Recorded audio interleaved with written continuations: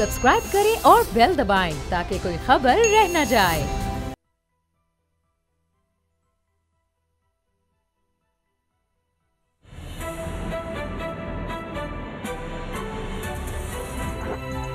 अब पता चला। बिस्मिल्लाहिर्रहमानिर्रहीम, अस्सलाम वालेकुम। मैं हूं मोहम्मद उसामा गाजी और आप देख रहे हैं अब पता चला। इलेक्शन हो चुके, ज़िमनी इलेक्शंस का शोर अब तक है और सेनेट इलेक्शन पर सबकी नज़रें लगी हैं। ज़िमनी इलेक्शंस में क्या हुआ, धांधली किसने की, अब तो हुकूमत भी बोल रही है, क्योंकि परवेज़ खटक साहब ने कह दिया है कि उनके वोट भी चोरी किए गए हैं और वो सबूत ले आए हैं सामने और वो इलेक्शन कमीशन के सामने पेश करेंगे। उनको इलेक्शन कमीशन से अलग से शिकायत हैं। दूसरी तरफ नून लीग अगर डस्का की बात करें तो वहां पर वो कह रहे हैं कि जनाब दोबारा इलेक्शन करवाए जाएं। अब यहां ये शोर मचा है और दूसरी तरफ हर कोई सेनेट इलेक्शन के लिए दौड़ लगा रहा है, इत्तेहादियों को इकट्ठा किया जा रहा है। यूसुफ रज़ा गिलानी अगर मिलते हैं फजलुर रहमान साहब से और उनसे इत्तेमाद का वोट मांगते हैं, तो दूसरी तरफ तहरीक इंसाफ भी पहुंचती है MQM के पास, GDA के पास, और उनसे हिमायत की दरख्वास्त होती है। अब सब इत्तेहादियों ने, यानी अपोजिशन के इत्तेहादी हों, PDM हो, वो सब इकट्ठे नजर आ रहे हैं, एक दूसरे का साथ दे रहे हैं। इधर हुकूमत ने भी इत्तेहादियों को मना लिया है। MQM कहा यह जा रहा है कि MQM की शर्त ये थी कि मरदमशुमारी जल्दी करवाई जाए, तो हुकूमत मान गई है और हफीज़ शेख साहब खुद वज़ीर ख़जाना है, तो उन्होंने ही मनवाना था, तो वो मान गए हैं कि जल्दी मरदमशुमारी करवा दी जाएगी और उसके लिए फ़ंड्स भी मुख्तस कर दिए जाएंगे। लेकिन हुकूमत को कुछ धचके लग रहे हैं। एक तो ये कि सैफुल अबड़ो साहब जो सेनेट के उम्मीदवार थे, उनके कागजात नामजदगी मुस्तरद हो गए हैं, तहरीक इंसाफ के उम्मीदवार थे। इसी तरह रऊफ सिद्दीकी साहब, ये इनका कहा जा रहा है कि ये MQM की तरफ से इनके कागजात नामजदगी थे, लेकिन उनको भी धचका लगा है और वो भी नाअहल करार पाए हैं कि गालिबन उनकी 16 साल की पूरी तालीम भी नहीं बनती इस वजह से। तो अब होगा क्या, चूँकि ये खबरें आईं और फिर साथ ही तरदीद भी आ गई कि यूसुफ रज़ा गिलानी और जहांगीर तरीन साहब में कोई राबता हुआ है। अगर ये हो जाता तो फिर तो बहुत बड़ी गड़बड़ हो जाती है, लेकिन ऐसा कुछ नहीं हुआ। अभी कुछ ही देर पहले ये भी खबरें आ रही थी कि इमरान खान साहब ने सबको इत्मीनान में लिया है, तमाम पार्लियामेंटेरियंस को, कुछ लोग गैर हाजिर थे, उनकी कोई अपनी मसरूफियात थी। क्या होगा अब इलेक्शंस में, ज़िमनी इलेक्शन का क्या बनेगा, सेनेट इलेक्शन का क्या बनेगा, इसी पर हम बात करेंगे। सबसे पहले बाबर डोगर साहब मेरे साथ हैं। बाबर डोगर साहब, ये जो सेनेट इलेक्शन में हम देख रहे हैं, यूसुफ रज़ा गिलानी साहब बड़े पुरएतमाद नजर आ रहे हैं। आसिफ जरदारी साहब ने तो यहाँ तक कह दिया है कि यूसुफ रज़ा गिलानी की जीत के बाद, बल्कि चेयरमैन सेनेट बनने के बाद, इमरान खान वज़ीर आज़म नहीं रहेगा। उसामा साहब, जो सेनेट के इलेक्शन नज़दीक आ रहे हैं, आप देखें तो PTI के अंदर जो इख्तिलाफात हैं वो बढ़ते जा रहे हैं, PTI के अंदर जो डिफरेंसेस हैं वो बढ़ती जा रही हैं, और PDM जो है वो उतना ही मुत्तहिद होता जा रहा है। आप देखें PMLN जो है वो मुकम्मल तौर पर यूसुफ रज़ा गिलानी को सपोर्ट भी कर रही है और उनके लिए कैंपेन भी चलाई जा रही है। इसके राना सना जो है उन्होंने राजा रियाज से ख़ुद कांटेक्ट किया है यूसुफ रज़ा गिलानी के वोट के लिए, और ये भी खबरें हैं कि राजा रियाज हो या जो वहाँ पर हैं फैसलाबाद में शेर वसान जो है, उनके क्या नाम है, दूसरे वो दोनों जो हैं वो PTI से बहुत ज़्यादा नाराज़ हैं। लेकिन जहांगीर तरीन साहब तो जाकर मना नहीं है, शेर वसीर जो हैं सर, नहीं, गवर्नर साहब भी गए हैं। अब आप एक अजीब चीज़ देखें ना कि जहांगीर तरीन अगर एक्टिव हुए हैं, वो फैसलाबाद गए हैं, तो साथ ही जो उनका मुखालिफ धड़ा है गवर्नर पंजाब, वो भी पहुँच गए राजा रियाज के घर, उन्होंने जाके भी वहाँ पर प्रेस कॉन्फ्रेंस कर दी है। अब जहांगीर तरीन जो है वो अपनी तौर पे कर रहे हैं, गवर्नर अपनी तौर पे कर रहे हैं, चौधरी परवेज़ लाई जो हैं वो जो CM इमरान खान साहब ने जो कमेटी बनाई थी जिसमें वज़ीर आला थे, चौधरी परवेज़ लाई थे और गवर्नर थे, उनका आपस में कोई इस तरह का कोऑर्डिनेशन नज़र नहीं आ रहा।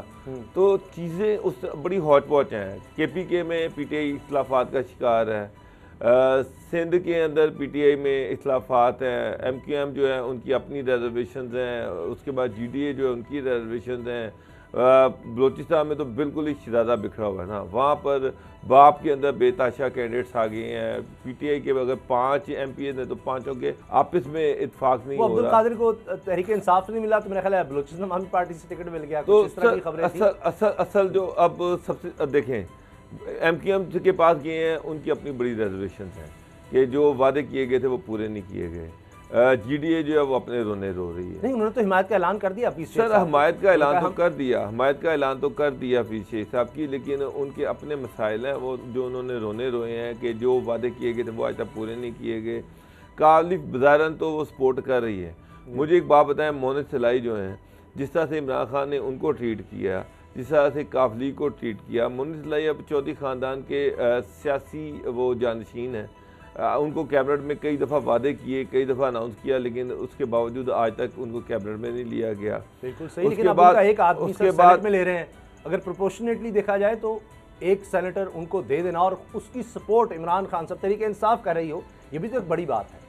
ऐसा नहीं है, यानी जहां पर 4-5 लोगों ने बनना है उसमें आप एक आदमी उनका डाल दें। कामल देखिए, उनकी मदद के बगैर, काफ लीग की मदद के बगैर अब्दुल हफीज शेख साहब तो कम नहीं जीत सकते। एक चीज़ तो मैं आपको क्लियर बता दूं, ठीक है, इस्लामाबाद एक आदमी, मुझे तो लगता है आप सही करें, एमक्यूएम तो एमक्यूएम भी है, जीडीए भी है, काफ लीग हो, कोई इत्तेहादी बाप इन अगर कोई एक भी इनमें से निकला तो ये तो बहुत बुरा हाल हो जाएगा, बहुत बुरा हाल हो जाएगा। अब इमरान खान जो है वो मनाते फिर रहे हैं, कभी वो KPK में जा रहे हैं, नाराज अरकान को मनाने की कोशिश कर रहे हैं, कभी वो पंजाब में आ रहे हैं। पंजाब में नून लीग का सेटअप उसामा साहब बिल्कुल डिफरेंट था।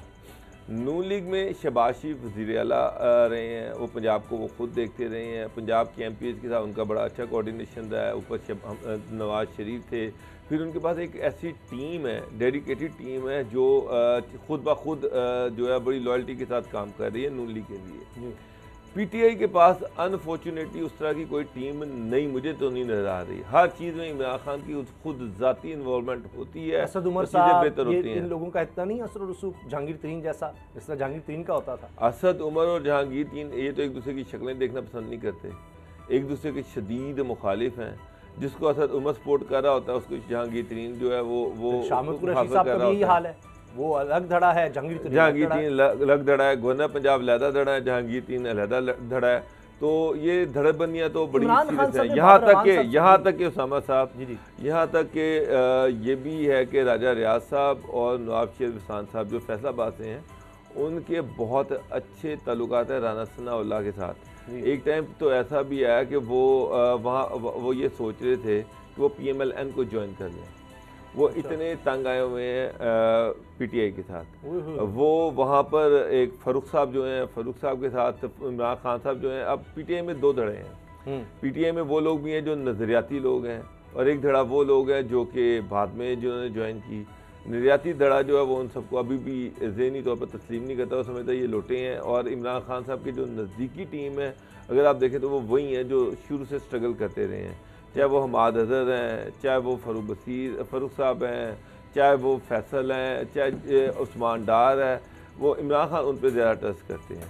राजा रियाज ये कहता है कि जनाब मुझे तो ना आज तक कोई प्राइम मिनिस्टर ने टाइम दिया, ना वज़ीर आला ने टाइम दिया, ना ये कोई काम करते हैं। वज़ीर जो फैसलाबाद डिवीज़न है वो एक बच्चे के हवाले कर दी हुई है, जो कि एक पहली दफ़ा इलेक्शन जीता है, और हमें यहाँ पे पूछते कोई नहीं है, फ़ारूक हबीब के, और हमें यहाँ पे पूछते कोई नहीं है, और यहाँ पे कोई इज्जत जो है वो इज्जत नाम की कोई चीज़ ही नहीं है। इलेक्टेबल्स को तो जहांगीर तरीन लेकर आए थे ना, ज़्यादा उनका था। लेकिन ये बताएं बाबर साहब कि बाबर अवान से मुलाकात की इमरान खान साहब ने सेनेट इलेक्शन के हवाले से, उसके बाद उनकी स्टेटमेंट आई जो बड़ी अहम है मेरी नज़र में, क्योंकि उससे लग रहा है कि खौफ है। उन्होंने कहा कि ये हाईजैक करने की कोशिश हो रही है, सेनेट इलेक्शन को हाईजैक करने की अपोजिशन की तरफ से, और ये हॉर्स ट्रेडिंग रोकने का वाहिद हल है ओपन बैलेटिंग। इसका मतलब ये है कि उनका सारा एतमाद, सारे पत्ते, ये सब कुछ उनका सारा जो स्टेक पे लगा हुआ है वो है ओपन बैलेटिंग पे। इस इमरान खान को ये लग रहा है कि अगर ये सीक्रेट बैलेटिंग हुई, खुफिया वोटिंग हुई, तो बिक जाना है लोगों ने, लोग बिक चुके हैं शायद। उसामा साहब मुझे एक चीज़ बताएं, इमरान खान खुद अकेले जाकर कहाँ कहाँ चीज़ों को मैनेज करें। पंजाब में एक पंजाब गवर्नमेंट है, पंजाब में एक वज़ीर आला है। वज़ीर आला जो है उनकी अपनी ज़ात की वजह से बेतहाशा डिफरेंसेस हैं PTI के अंदर। बहुत सारे ऐसे लोग हैं जिनके शदीद गिले शिकवे तो इस वज़ीर आला के साथ ही हैं कि जनाब टाइम नहीं मिला, ब्यूरो किसी को ऑपरेट नहीं कर रही, काम किसी का हो नहीं रहा, डेवलपमेंट फंड किसी को दिए नहीं गए, वो सारे अपने रोले हैं इन सब के। उसके बाद सिंध में जो PTI है वो भी आप फैसल वाडा के इशू पे सारे इख्तिलाफात का शिकार हैं।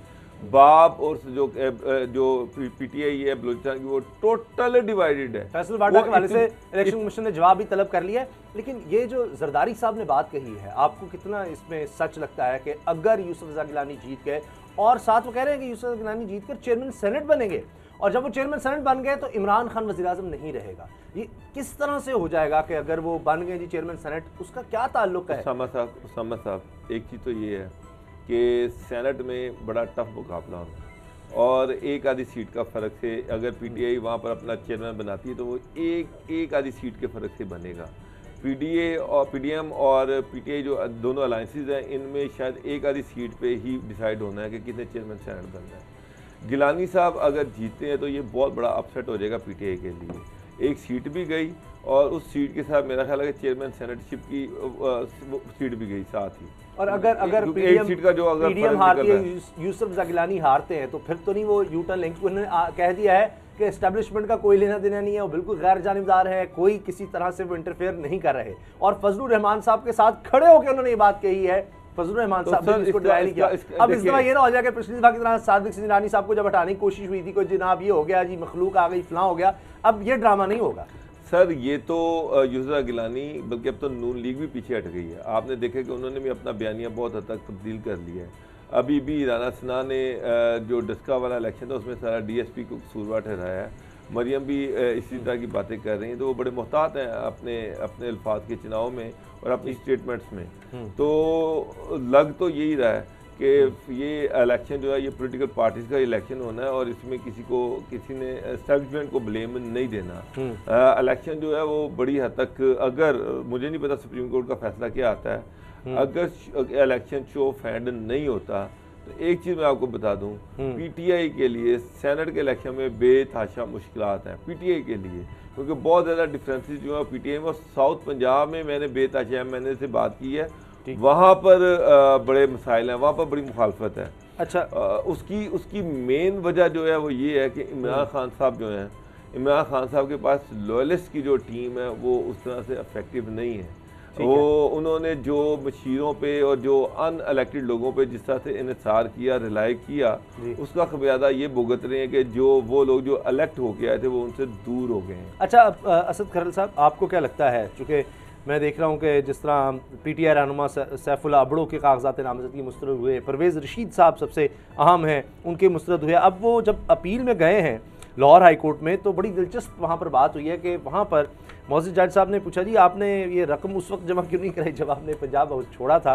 तो कहते हैं जी उनके वकील चूँकि अब सेनेट बन रहे हैं जी, उन्होंने कहा कि कभी भी जमा करवाए जा सकते हैं पैसे, ये 95 लाख, और कहते हैं 28 घंटे फिरते रहे। हाँ जी, 28 घंटे फिरते रहे, कोई रकम ही नहीं वसूल कर रहा उनसे, पंजाब और हालांकि फोटोकॉपी जारी की है। जिम्मेदारों को जो वकील साहब ने ये कहा कि हमें फोटोकॉपी जारी की गई और 28 घंटे तक परवेज़ रशीद साहब वो पैसे जमा कराने के लिए फिरते रहे, उनके से कुछ जमा नहीं कर रहे। ये तो जाती है ना, देखें ना, और पैसे देना जज साहब ने ये कहा कि जब आपने छोड़ा पंजाब हाउस, उस वक्त आपको जमा करवाना चाहिए थे, लेकिन आज़म नज़ीर तारड़ साहब ने कहा कि नहीं जनाब, सुप्रीम कोर्ट की जजमेंट्स हैं और उसके मुताबिक जनाब किसी वक्त भी ये पैसे जमा कराए जा सकते हैं। बहरहाल चले 11 साल 6 साल वो जो कंट्रोलर था वो जो पैसे जमा करता है वो इनको ढूंढता रहा, ये 6 साल उसको नहीं मिले। अब वो इनको 2 दिन नहीं मिला तो इनकी चीखें निकल रही हैं। आप फर्क देख लें। अब अबड़ो साहब का मामला ये आया था कि रशीद रिजवी साहब उनके दूसरी तरफ जो मुखालिफ वकील थे और उन्होंने कहा जनाब अगर टेक्नोक्रेट की सीट पे ठेकेदार नहीं आना है तो फिर सेनेट और ईवान बाला तो ठेकेदारों से भर जाएगा, तो बड़े कह के लगे वहाँ पे। वो मामला भी है। एक और भी इस तरह की जो मामला था, अभी फैसल वाडा साहब का भी जवाब तलब कर लिया गया। एक और भी था उसका भी, हाँ, रऊफ सिद्दीकी साहब के हवाले से वो भी उनकी मुस्तरद हो गई है, तालीम पूरी नहीं। हाँ जी, तो वो मामला भी हो गया। अब मामला जो डोगर साहब बात कर रहे थे जी, आप बात कर रहे हैं, अभी सारी जो नजरें हैं वो है सेनेट के इलेक्शन के ऊपर और फिर चेयरमैन सेनेट किसका बनेगा। मामला ये है कि मैं खबर आपको दे रहा हूँ, तजिया नहीं है ना कोई ये कोई ख्वाहिश है मेरी। आज से 10 रोज़ कबल वज़ीर आज़म इमरान खान साहब और जहांगीर तरीन साहब की एक मुलाकात हुई है। अच्छा, और मुलाकात जो करवाई गई है या हुई है वो जो आपको अब समझ आ गई होगी किस तरह ये हुई है। और जहांगीर तरीन साहब को नागज़ीर समझते हुए उनको मैदान में उतार दिया गया है। जो अभी डोगर साहब बात कर रहे हैं कि जो इमरान खान साहब के जो लोग हैं, जो वफादारों की उनको तलाश है, वो उनको वफादार जो हैं वो मिल गए हैं, वापस आ गए। उनकी वापसी होगी जहांगीर तरीन साहब की। जहांगीर तरीन साहब से मुलाकात बाज़ाब्ता इमरान खान साहब से करवाई गई है।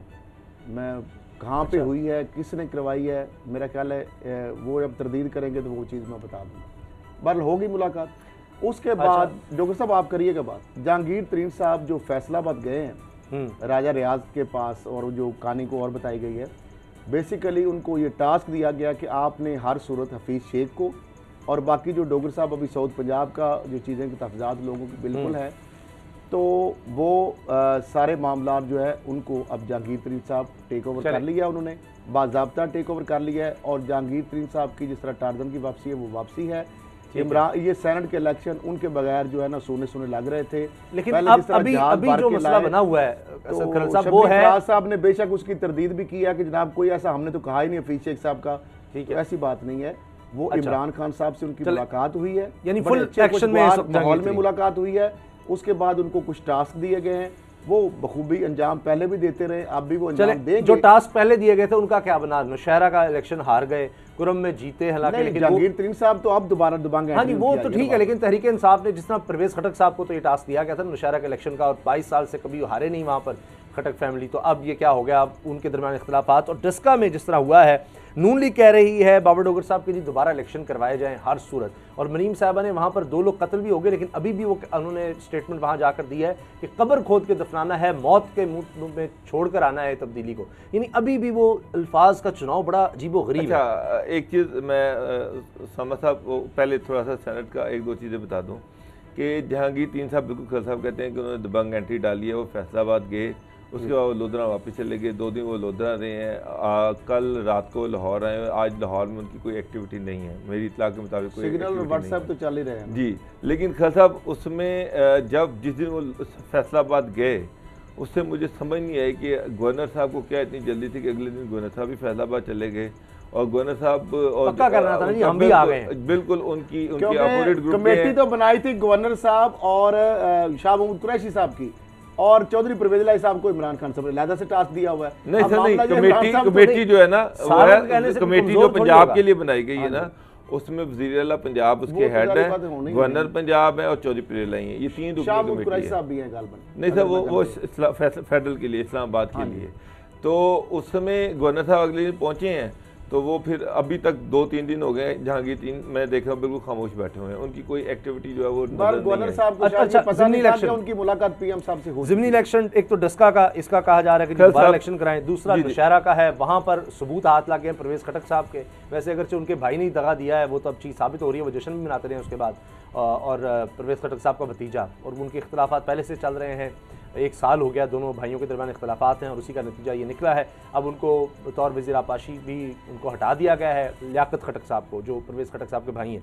लेकिन ये नौशहरा में जो हार है ये यकीनन एक बहुत बड़ा धचका है। आपको लगता है बाबर साहब ये वाकई सबूत तो हैं इनके पास? वो कह रहे हैं कि जनाब ये 6000 के कितने वोट हैं जो आगे पीछे हो गए हैं, और परवेज़ खटक साहब कह रहे हैं हम ये मामला लेकर जाएंगे। अब ये गायब वोटों की तादाद 6000 से ज़ायद है, और तस्दीक फॉर्म 46 में वाज़ेह फ़र्क सामने आ गया है, और अब ये मामला वो आगे लेकर जाएंगे, आपको लग रहा है? और दूसरा डस्का में दोबारा हुकूमत किसकी है?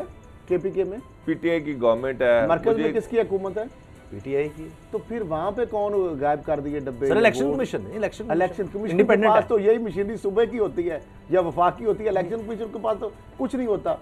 इलेक्शन कमीशन के पास तो मोहरें होती है, वो मटीरियल होता है, बाकी जितनी भी सारी जो अमलदारी है, जो एग्जीक्यूशन है, जो पुलिस की है फरामी, जो इंतजामी मशीनरी है, वो तो सूबे और हुकूमत वफाक की होती है। अगर वो कह रहे हैं ना फॉर्म 46 को भी अगर देखें तो 6000 वोट इधर उधर हो गए हैं। बाबर साहब आपको क्या लगता है? डस्का के बारे में जरा बता दें, डस्का में दोबारा इलेक्शन होगा, मरीम साहब बड़े एक्टिव हैं, उसके नीचे के साथ दाखिल होगी, क्या हो गया यहाँ पे डस्का में, क्या हो गया? ये बाबर साहब से बात करके फिर अब उसामा साहब मुझे एक चीज़ बताएं, चीफ इलेक्शन कमिश्नर जिसके पास आइनी पावर अख्तियार है, अब ये नून लीग तो नहीं कह रही, वो ये कह रहे हैं, उनकी अपनी ये स्टेटमेंट है कि उन्होंने आईजी से रब्ता करने की कोशिश की, अवेलेबल नहीं थे, आरपीओ उनके फ़ोन पे उनका फ़ोन नहीं लिया, कमिश्नर ने फ़ोन नहीं लिया, डीसी ने फ़ोन नहीं लिया, चीफ सेक्रेटरी रात को 3 बजे उन्होंने एक कॉल ली, उसके बाद वो उनका फ़ोन भी अनअवेलेबल हो गया।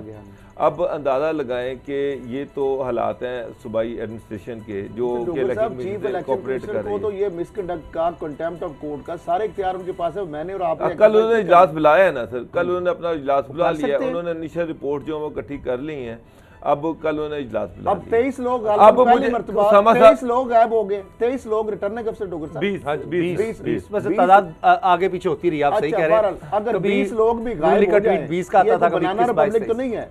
यहाँ पे लॉ एंड ऑर्डर की या इलेक्शन कमीशन की जिम्मेदारी है ना, यही सुप्रीम कोर्ट रोना रो रही है। यही सुप्रीम कोर्ट कह रही है कि अगर आपके पास इख्तियार भी हैं डॉक्टर साहब अगर 3 बजे तक चीफ सेक्रेटरी और उसके बाद अनअवेलेबल हो जाता है तो ये किसकी नाअहली है, किसकी नालायकी है, किसकी इनकम्पिटेंसी है? क्या इलेक्शन कमीशन को और ज्यादा इख्तियार की जरूरत है चीफ इलेक्शन या इलेक्शन कमीशन के पास?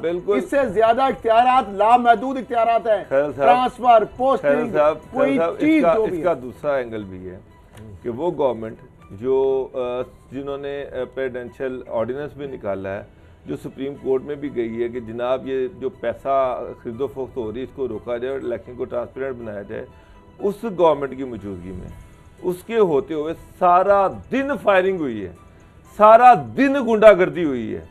कहीं से ये नजर नहीं आता ये इलेक्शन ऐसे लग रहा था ये जत्थों की लड़ाइयाँ हो रही हैं, ना कोई सीएम, ऐसे लग रहा था ना इस सूबे का कोई सीएम है, ना इस सूबे में कोई पुलिस फोर्स है, ना इस सूबे में कोई एडमिनिस्ट्रेशन है। कहाँ पे सारे रहे इनके? आप सेनेट में तो आप सारी कौम को कह रहे हैं कि जनाब ये इलेक्शन जो है इसमें 70 करोड़ रुपया बोली चली गई, और पंजाब में जो आपके अपने सूबे में इलेक्शन हो रहा है तमाशा दूसरा हो रहा है। बिल्कुल आप सही। दूसरा तमाशा क्या हुआ कि 237 गालबन कितने पोलिंग स्टेशन की 30-40% है टर्नओवर जी, और जो बाकी 23 या 20 जो पोलिंग स्टेशन है उनका जो 90% पे पहुंचा हुआ। आपने अब ये क्या तमाशा है भाई? आपने एक और बंदे गायब हो रहे हैं और एक बंदे की वीडियो। आपने एक और चीज पूछी थी कि यहाँ पे 20 सीटों पे इलेक्शन होना चाहिए। देखिए पीटीआई तो जो है नून लीग तो डिमांड करी कि इलेक्शन ही सारा दोबारा होना चाहिए। मैंने उनसे पूछा कि क्यों दोबारा होना चाहिए। उन्होंने ये कहा है कि 20 सीटों पे 20 पोलिंग स्टेशन पे 5-6 हज़ार वोट होंगे। अगर इन 20 पोलिंग स्टेशन पे दोबारा इलेक्शन करवाया जाता तो गवर्नमेंट बड़े आराम से इन 5-6 हज़ार को मैनेज कर लेगी, तो उससे पूरे इलेक्शन का इम्पैक्ट आ ही नहीं सकता। तो वो ये कह रहे हैं कि जनाब ये तो हमें किसी सूरत काबिल कबूल नहीं कि 20 पोलिंग स्टेशन पे आप इलेक्शन करवाएं जिनको आराम से 5-6 हज़ार वोटों को इतना ही फर्क है वो गवर्नमेंट मैनेज कर ले बन जाएगा। अच्छा, तहरीके इंसाफ जो है ना दावा कर रही है कि उनको एक मार्जिन से लीड मिली है। अब इलेक्शन कमीशन जो है वो इंतजार कर रहा है, लेकिन वैसे अभी इंतजार करवा रहा है। मुझे इमरान खान साहब इस पे कोई शक नहीं है कि उनकी नेक नीति पे मुझे कोई शक नहीं है। अच्छा, लेकिन जिस तरह की उन्होंने ये वज़रा की फौज रखी हुई है जो उनके मशीर है ना, वैसे उन्होंने इमरान खान को जलील करा के रख दिया। ये मैं इस चैनल पे ऑनलाइन फवाद चौधरी वहां पर गए हैं, फिर इससे तो बेहतर था कि नून लीग की सीट थी उनको ऐसे ही दे देते। एक इतना बड़ा बयानिया आप लेके चल रहे हैं, इमरान खान एक बड़ा बयानिया लेके चल रहे हैं। वो बंदा था जो ये कहता था कि किसी को डर होना ही नहीं चाहिए, वो खोलो और चेक कर लो वोट।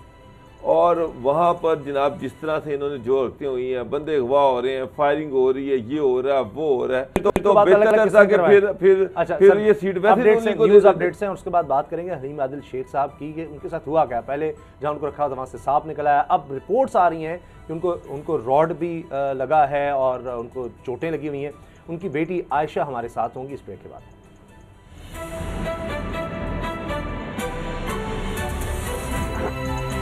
अब पता चला।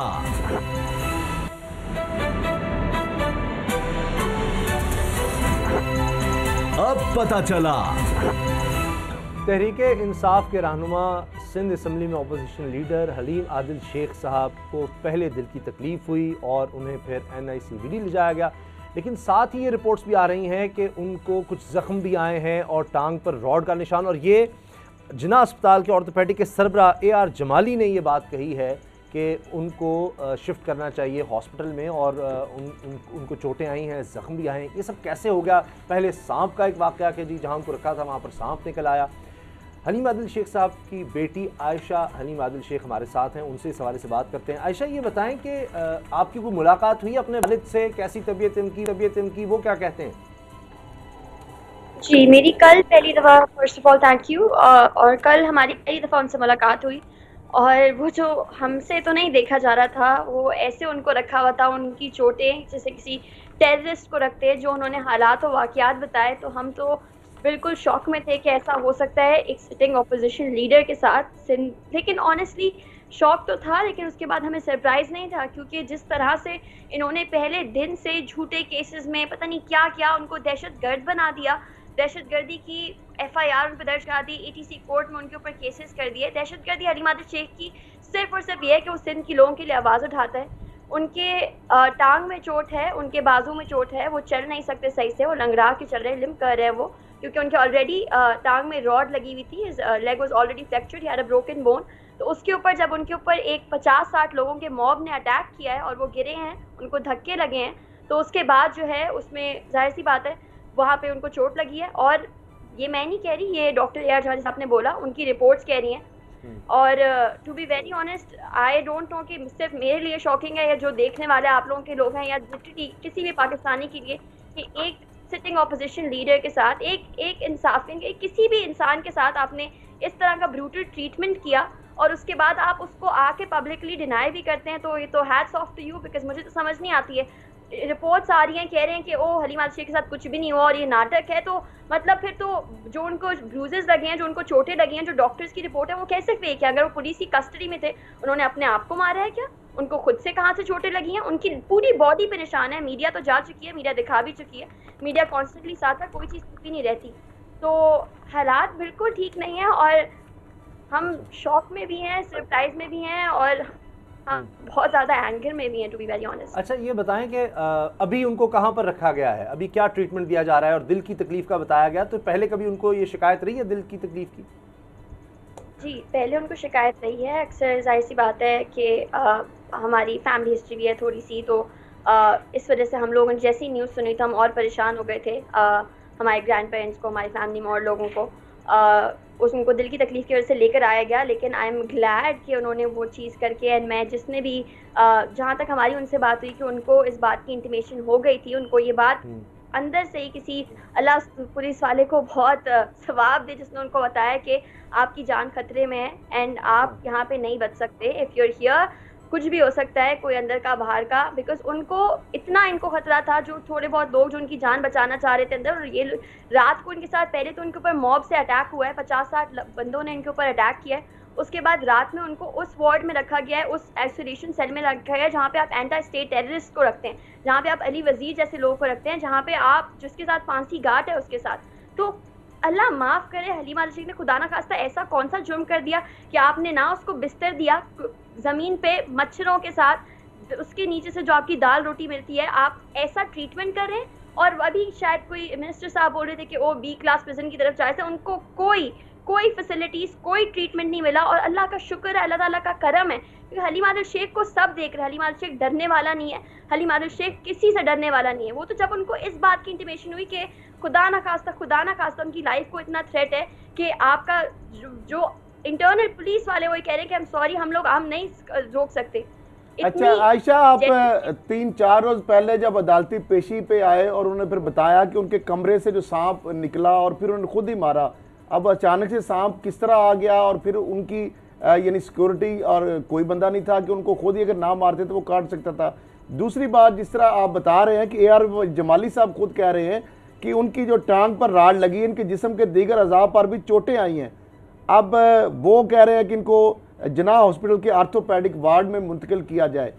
अभी तक वो NICVD में है। और फिर जिस तरह अरकान असम्बली से भी उनकी मुलाकातें नहीं करवाई जाई, और आप जिस तरह कह रहे हैं कि आपकी बड़ी मुश्किल से मुलाकात हुई, ये तो इस तरह एक टेररिस्ट के साथ सलूक, एक अपोजिशन लीडर के साथ तो हमने पाकिस्तान में नहीं देखा। तो क्या वजह है? क्या जो सख्त उनकी तकारीर थी जो सिंध असम्बली के ऊपर, उसकी वजह से ये सब सजा दे रही है सिंध हुकूमत, और उसकी कोई वजूहत हो सकती है? इन्होंने सिंध को वॉर जोन बनाया हुआ है, अभी लिटरली वॉर जोन बनाया हुआ है। हलीमा शेख का सिर्फ और सिर्फ गुनाह ये है कि वो इनकी करप्शन को एक्सपोज करता है। हलीमा शेख का सिर्फ और सिर्फ गुनाह ये है कि वो जाके सिंध गवर्नमेंट जो पेंशन के केसेस हों, इन्होंने स्कूलों के अंदर भैंसें बांधी हुई हों, इन्होंने हॉस्पिटल्स के फंड्स खाए हुए, उन्होंने इमरजेंसी फंड्स खाए हुए, उन्होंने सालों साल की करप्शन की हुई हो। हलीमा शेख एक वो बहादुर, वो निडर इंसान था जो जाके किसी की भी परवाह किए बगैर, हम तो घर वाले हैं ना, हम उनको रोकते थे, हम बोलते थे आपकी जान को खतरा है, आप ना जाएं, लेकिन हर एक इशू पे बोलते थे। और ये आज की बात नहीं है, इनको हलीमा शेख खटकता था, इनकी नज़र से इनको जिस 2018 में शुगर केन माफिया, जनवरी 2018 में शुगर केन माफिया के अगेंस्ट पापा ने प्रोटेस्ट किया था, उसके बाद से वो मेरे फादर के पीछे ऐसे पड़े हुए हैं कि कॉन्स्टेंटली कभी उन्होंने एंटी करप्शन केसेस लगाए, वो जाके ATC कोर्ट में वो रद्द होगा कि भाई नहीं एंटी करप्शन का केस नहीं है, फिर हमारी फैमिलीज के ऊपर है। ये सारा सिलसिला शुरू हुआ कि 2 हफ्ते पहले इन्होंने पहले हलीमा शेख साहब की सिक्योरिटी ली, जो उनको लीगली बाय लॉ मैंडेटेड है, उनके पास सिक्योरिटी डिटेल थी, उसको वापस मंगा लिया गया।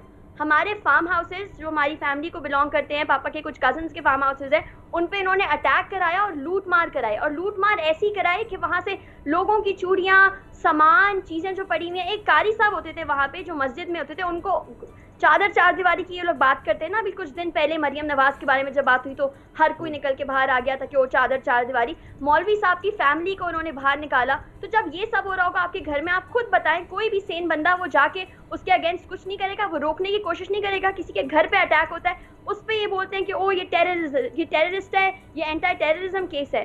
टू बी वेरी ऑनेस्ट, ये सिंध गवर्नमेंट ने सिंध को लैंड ऑफ लॉलेसनेस बनाया हुआ है। एक शख्स जिसका सिर्फ वाहिद जुर्म ये है, आज क्यों 1000 बंदा खड़ा है, आज क्यों ट्विटर पे सोशल मीडिया पे लोगों की कॉलें हमारे घर में एक एक फर्द के पास है, क्यों हलीमा शेख वो बंदा है जो सिंध की आवाम से अटैच था। ये कोई ड्राइंग रूम में बैठा हुआ पॉलिटिशियन नहीं है। लेकिन क्या वजह है आयशा, ये जितने आप जुल्म बर्बरियत की दास्तान सुना रहे हैं, गवर्नर वहां पे सिंध बैठे हुए हैं, पीटीआई की हुकूमत मरकज में है, वजारत दाखिला उनके पास है, एटीसी की अगर गलत दफा लगी है तो वो बेयारो मददगार क्यों है? गवर्नमेंट आपके साथ राब्ते में है और इस सिलसिले में क्या कर रही है? अरकान असेंबली वहां पे क्या कर रहे हैं? जो पीटीआई की क़यादत क्या कर रही है? इतने जुल्म सितम के बावजूद कि आप लड़ रहे हैं केस, वो अंदर बैठे हुए हैं, किधर है सारी क़यादत?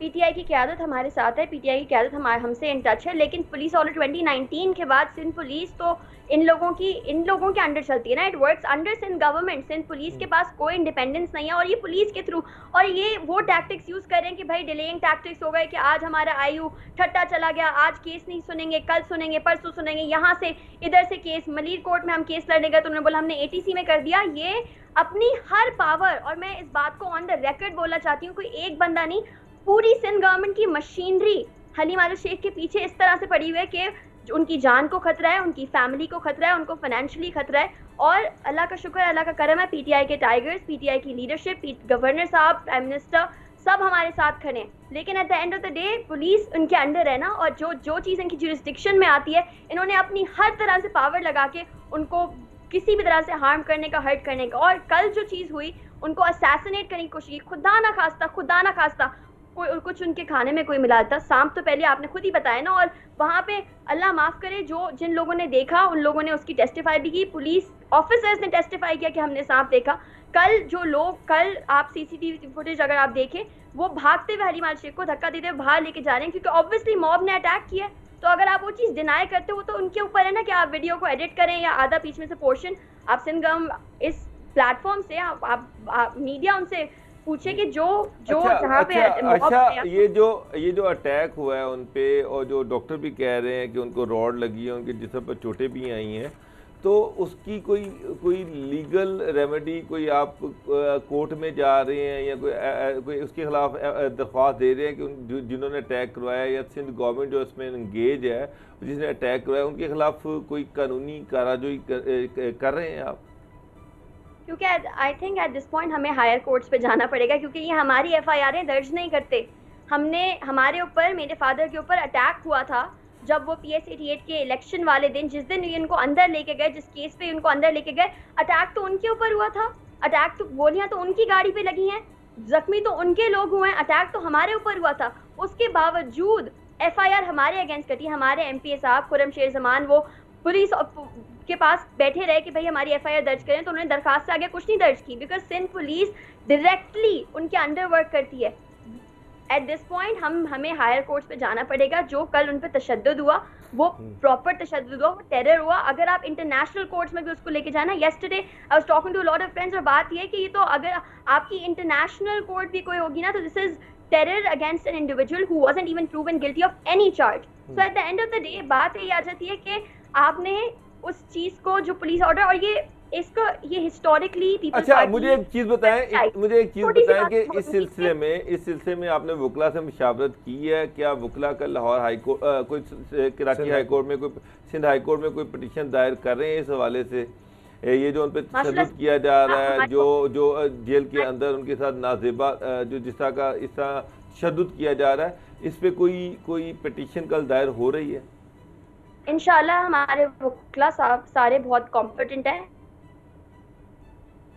जी आयशा, आपकी आवाज़ सुन रहे हैं? ये मेरा ख्याल है आवाज़ नहीं उनकी आ रही। अच्छा, ब्रेक का वक्त है। ब्रेक के बाद हम बात करेंगे, DG ISPR ने प्रेस ब्रीफिंग दी है जिसमें ऑपरेशन अब्दुल फसाद के हवाले से उन्होंने बात की है। ब्रेक के बाद बात करते हैं।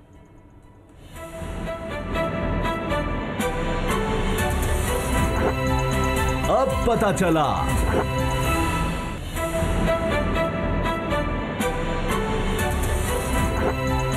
अब पता चला। ऑपरेशन रद्दुल फसाद 22 फरवरी 2017 को शुरू किया गया। 4 साल उसके मुकम्मल होने पर DG ISPR major general Babar Iftikhar ने मीडिया को ब्रीफिंग दी इस हवाले से, और उसमें बताया कि कितने इसमें ऑपरेशंस किए गए, इसका मकसद क्या था, एक एक चीज़ के हवाले से उन्होंने बताया, और किस तरह इसमें कामयाबी समेटी गई, और इसमें कौम का क्या हाथ है, और आगे जाकर जितनी भी कामयाबियां हैं उसके लिए ज़रूरी है कि कौम जिस तरह से साथ खड़ी है इस तरह खड़ी रही। और सिविल एडमिनिस्ट्रेशन का उन्होंने ख़ास तौर पर जिक्र किया और समझाने की कोशिश की कि किस तरह से बाद में जो सिविल एडमिनिस्ट्रेशन है उसको सारा रिहेबिलिटेशन का काम करना होता है। तभी किसी भी जगह जहाँ फ़ौज ने जाकर तो चले वहाँ ऑपरेशन कर दिया, अमन अमान कायम कर दिया, लेकिन जब तक सिविल एडमिनिस्ट्रेशन नहीं होगी वहाँ पर सहूलतें नहीं आएंगी, जो सिविल की सहूलतें होती हैं, जिस तरह कौमी धारे में लाया गया कबायली इलाकों, ये काम नहीं होंगे तो फिर इनके असरात देर पा उस तरह से नहीं हो सकते। और फिर जो एक्सट्रीमिज़म फैलाने की कोशिश होती है, फ़ौज के खिलाफ प्रोपेगेंडा करने की कोशिश होती है, इसको भी नाकाम बनाने की ज़रूरत है। बाबर डोगर साहब, ये हम देखते हैं कि अब इसमें जिस तरह उन्होंने बताया कि तकरीबन 4 साल में 3,75,000 से ज़ायद ऑपरेशन किए गए हैं, और ये था कभी हम जनूबी वज़ीरिस्तान, शुमाली वज़ीरिस्तान, तमाम इलाकों में जहाँ जहाँ दहशतगर्द थे उनका खात्मा हो गया, वो अफ़गानिस्तान भाग गए, और फिर पूरे मुल्क में भी कई जगहों पर फैल गए, उन्होंने स्लीपिंग सेल्स बना लिए।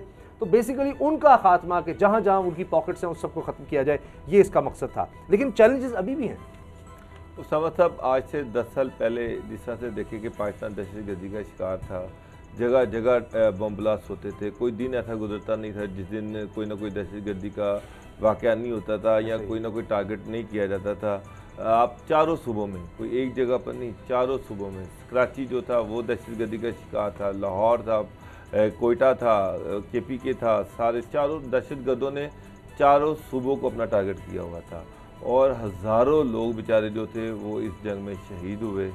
पाकिस्तान में दुनिया से कोई आने को तैयार नहीं था।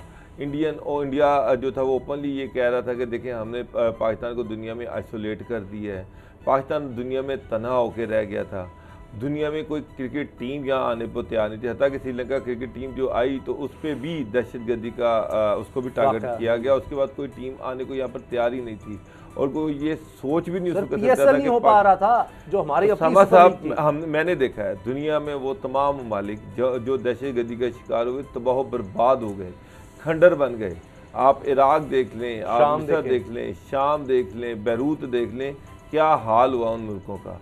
तो मैं सल्यूट करूंगा अफवाज पाकिस्तान को जिन्होंने बड़ी मेहनत से, बड़ी जानशानी से काम किया, और उन्होंने दहशतगर्दी का मुकम्मल कला कमा किया। ये जो ऑपरेशन रद्दुल फसाद था, इसमें उनके स्लीपिंग सेल जो थे उनको ख़त्म किया गया, उनके सारे कनेक्शन जो थे उनको ढूंढा गया, उसको बाद उसको जड़ से ख़त्म करने की कोशिश की गई। अच्छा, ये बात आज आप देखें वही पाकिस्तान है जहाँ पर सारी दुनिया से टीमें आ रही हैं, सारी दुनिया से कोहे पेमा आ रहे हैं, टूरिस्ट आ रहे हैं।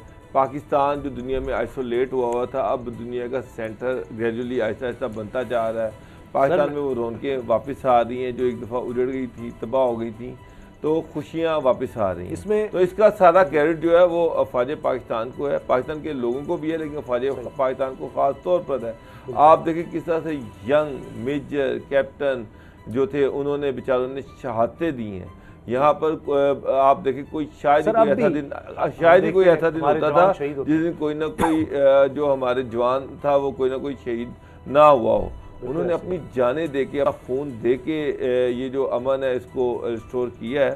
सर तो इसीलिए आप देखें कि मैंने इस पर बड़ा तफसीली एक पूरा एक थीसिस आया हुआ था कि दुनिया की तारीख में ऐसा नहीं मिलता कि 5 साल के अंदर कोई मुल्क जिसको कहा जा रहा हो कि दुनिया का ख़तरनाक तरीन इलाका है, ख़तरनाक तरीन मुल्क है, वहाँ पर आप ट्रैवल बैन यूनाइटेड नेशंस ने लगाए होंगे जी हमारे बंदे वहाँ ना जाएं, और 5 साल के अंदर 2020 में तो वबा आ गई तो और मसला ट्रैवल एडवाइजरी जारी की थी सारी दुनिया ने, ट्रैवल के लिए सारी दुनिया की जो यहाँ पर एम्बेसी थी उन्होंने पाकिस्तान को, पूरे पाकिस्तान को नो गो एरिया डिक्लेयर कर दिया हुआ था। और यहाँ पे इवन बलोचिस्तान, KPK ये तो टोटली नो गो एरिया बन चुके हुए थे। इवन पंजाब और दुनिया ने माना कि यहाँ भी जो लाहौर से बाहर किसी को जाने की इजाजत के लिए बेहतरीन मुल्क करार दिया गया। कराची जो क्राइम में सबसे आगे था उसमें बड़ी बेहतरी आई, इस्लामाबाद, लाहौर को सेफेस्ट सिटीज़ में शुमार किया गया। अच्छा असद खरल साहब, यकीनन इसमें बड़ी कुर्बानियाँ हैं हमारे पाक फौज की, ये अब भी हम देखते हैं इस तरह के वाक़यात में। याद है जब ये दहशतगर्दी इतनी ज़्यादा थी तो न्यूज़ बुलेटिन हम पढ़ा करते थे, तो कोई दिन नहीं था,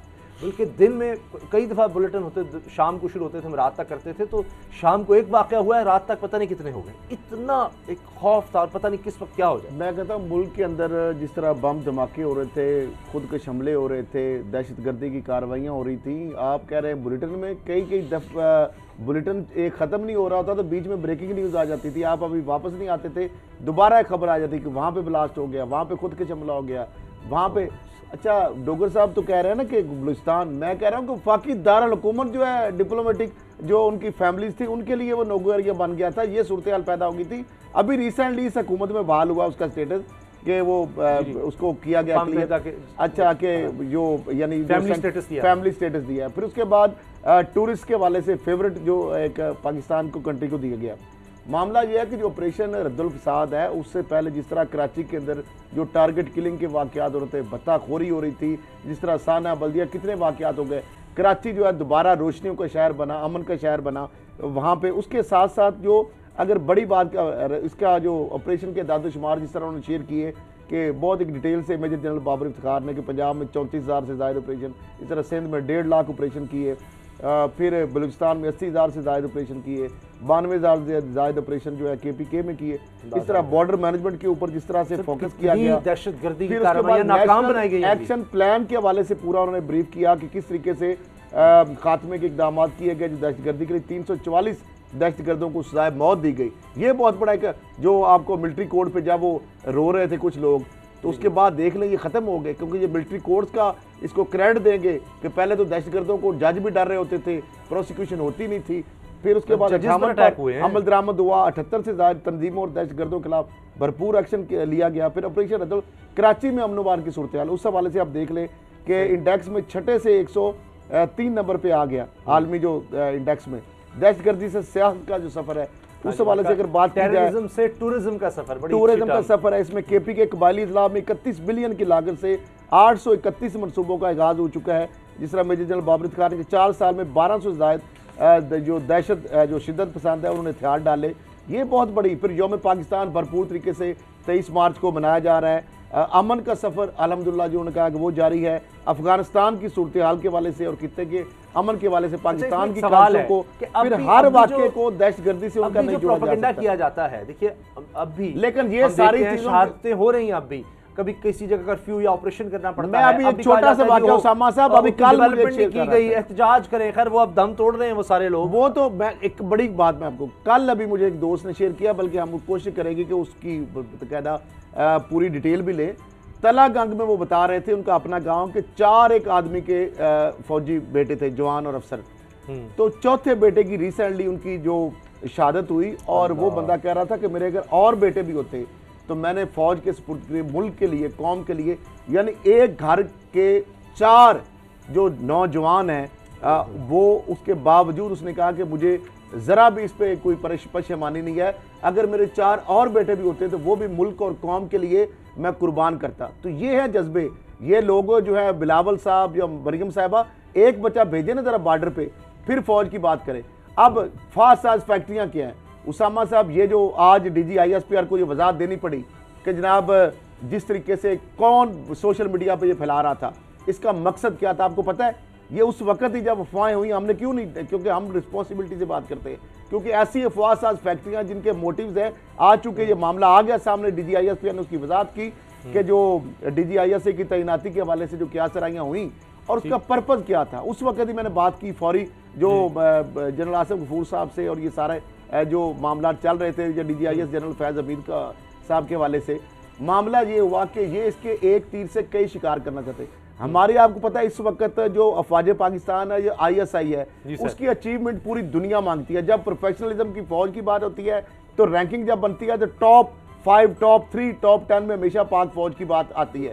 तो बावजूद कम रिसोर्सेज, कम वसाइल के बावजूद इस तरह बात आती है। जब इंटेलिजेंस एजेंसीज की तो आप देखें, अमेरिका की एजेंसी CIA, ब्रिटिश जो है मुसाद, खाद, जितनी भी और एजेंसीज है, बड़ी तरक्की याफ्ता जो मालिक है, तो हमारा ISI हमेशा पहले दूसरे नंबरों में शुमार होती है। अब मामला ये है कि ये जो करना चाह रहे हैं, ये जो सारा कर रहे थे, ताकि ISI जो डीजी है उनकी और आर्मी चीफ की लड़ाई कराई और जनरल आसिफ गफूर और डीजी ISI की लड़ाई कराई है। मैं आपको बताता हूँ जनरल आसिफ गफूर और जनरल फैज हमीद का इंतहाई मिसाली उनके रिलेशन है जनरल बाजवा साहब के और डीजी ISI के। इस तरह के ये इतनी शॉर्ट टर्म तो होती ही नहीं है। अभी तो मेजर लेफ्टिनेंट जनरल देखने का बहुत बहुत शुक्रिया, दुआओं में याद रखिएगा। इजाजत दीजिए, अल्लाह हाफिज।